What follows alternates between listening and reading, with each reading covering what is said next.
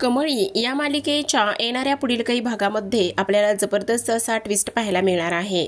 प्रेक्षकांनो, सरते शेवटी नयनताराला आता नमतं घ्यावं लागत असतं आणि नयनताराने इथे अनिकाने घातलेली अट मान्य केलेली असते आणि अनिकाने घातलेली अट मान्य केल्यामुळे आता अनिकाचं चांगलीच चांदी इथे झालेली आहे।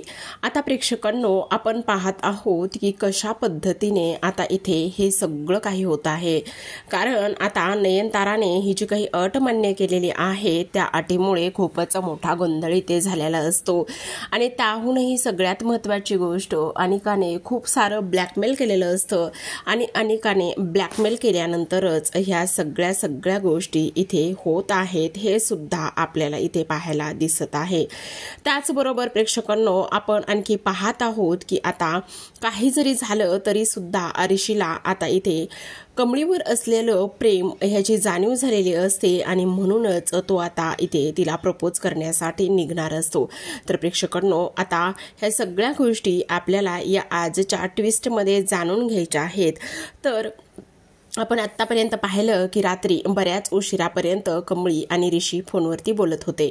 कमळी ऋषी बराच वेळ फोनवरती बोलत असताना आता आपण पाहिलं की इथे ऋषीने तिला सांगितलेलं असतं की उद्या मला तू 7 वाजता भेटणार आहेस आणि तेव्हा कमळीने सुद्धा त्याला होकार दिलेला असतो। कारण दोघांमध्ये असलेले सगळे गैरसमज मिटलेले असतात आणि दोघांमध्ये असलेले सगळे गैरसमज मिटल्यामुळे आता ह्या सगळ्या गोष्टी ते होत असतात। त्याचबरोबर आपण हे दोघं जण बोलत असताना इथे अनिकाची जी मैत्रीण आहे ती अनिकाची मैत्रीण इथे आता ह्या दोघांना एकत्र बोलताना पाहत असते आणि कमळीने सांगितलेलं असतं की ठीक आहे, मी 7 वाजता तुम्हाला भेटायला येईल म्हणून। असं सांगितल्यानंतर आता कमळी सुद्धा 7 वाजता भेटायला जाणार असते। त्याचबरोबर आपण पाहतो की आता लगेचच इकडे अनिकाच्या मैत्रिणीने अनिकाला फोन करून सांगितलेलं असतं की आता इथे कमळी आणि ताससोबत इथे ऋषी सर उद्या 7 वाजता भेटणार आहेत। ही गोष्ट जेव्हा इथे अनिकाला समजते आणि अनिकाला ही गोष्ट समजल्याबरोबर आता अनिका अख्खं घर डोक्यावर घेत असते, खूप चिडचिड करत असते आणि त्याचबरोबर ती म्हणत असते ती भेटायला जाणार आहे म्हणजे नेमकं कुठे, कसं, काय, कधी। आणि तेव्हा तिला तिच्या मैत्रिणीकडून समजलेलं असतं की उद्या इथे 7 वाजता ती लोक भेटणार आहेत।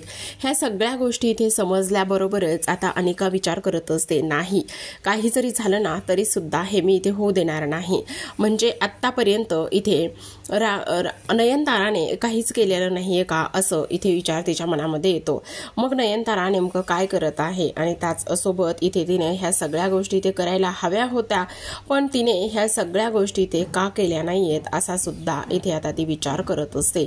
त्याचबरोबर प्रेक्षकांनो, आपण इकडे पाहतो की आता जी काही मुलगी इथे तिने फोन केल्यामुळे आता इकडे नयनतारा आणि त्याचबरोबर इकडे खूप मोठं संकट ह्यांच्यावरती येणार असतं। कारण आता अनिका ह्याच गोष्टीमुळे खूप मोठा निर्णय घेताना आपल्याला पाहायला दिसणार आहे। आता इकडे जी अनिका आहे ती आतमध्ये जाते आणि अनिका आतमध्ये गेल्यानंतर खूपच जास्त चिडचिड करण्याचं ती इथे काम करत असते। ती असलेल्या नोकरांवरती इथे चिडचिड करत असते। ती म्हणत असते हे सगळं काय आहे आणि त्याचबरोबर तुम्ही असले पदार्थ का बनवले आहे, तुमची हिंमत कशी झाली हे असे पदार्थ वगैरे अशा पद्धतीने इथे बनवायची। आणि तेव्हाच इकडे खूप चिडचिड केल्यानंतर तिथे आता रागिनी आणि कामिनी येतात आणि तिला समजावण्याचं काम करत असतात।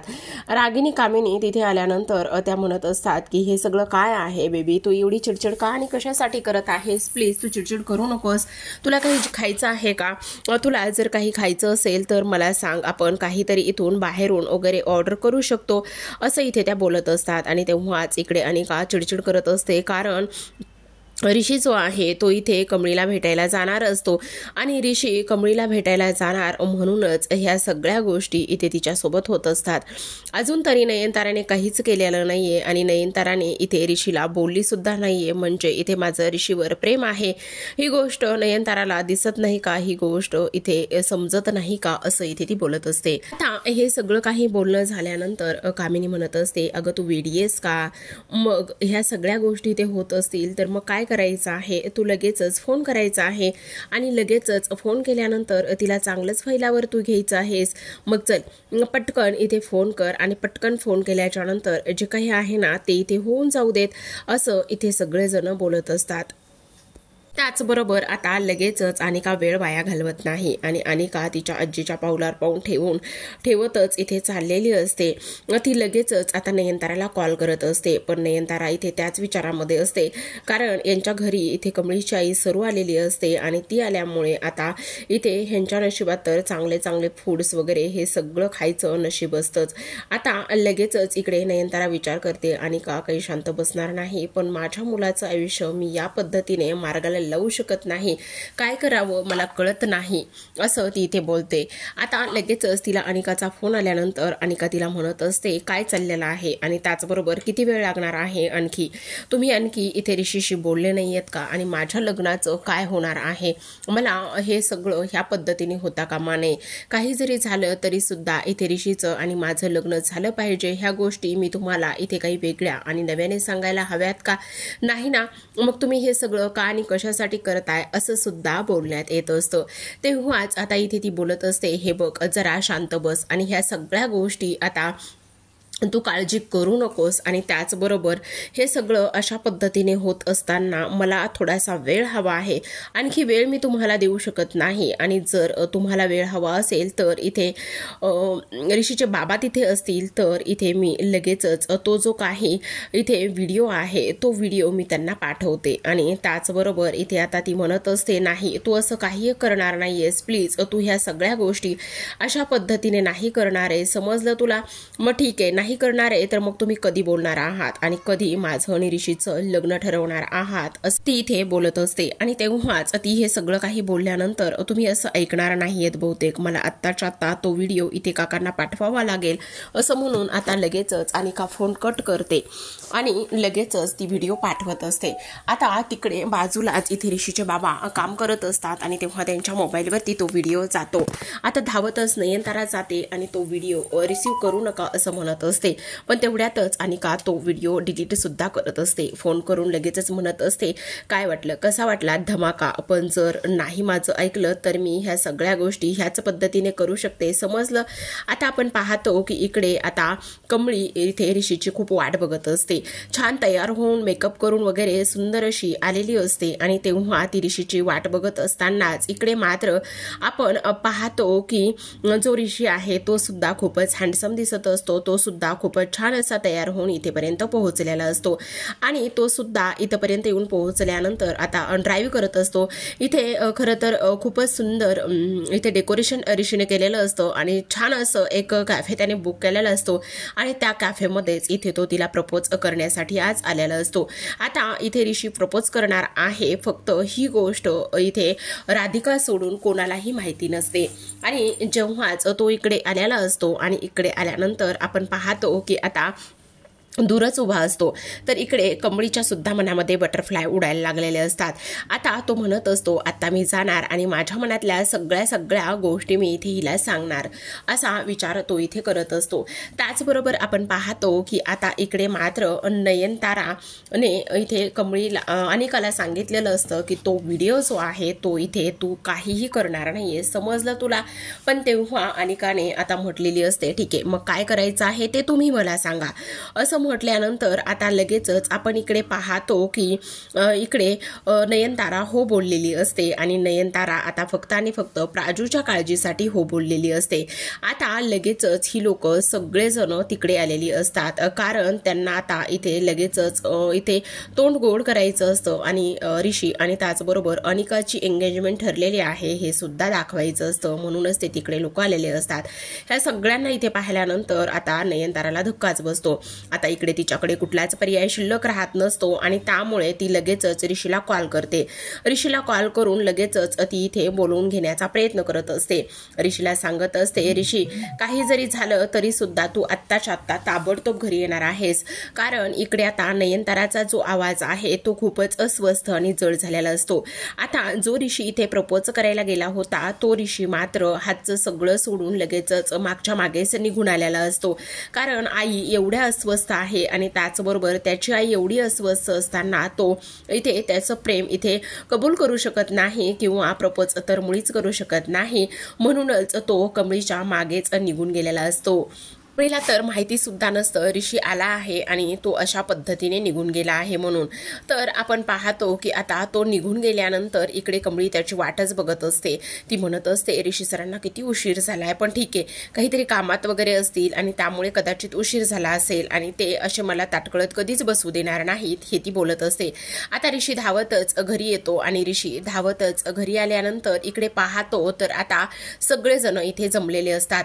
म्हणजेच अनिका, त्याचबरोबर कामिनी, रागिनी, राधिका आणि त्याचबरोबर प्राजू, त्याचबरोबर त्याचे आई वडील हे सगळेजण जमलेले असतात.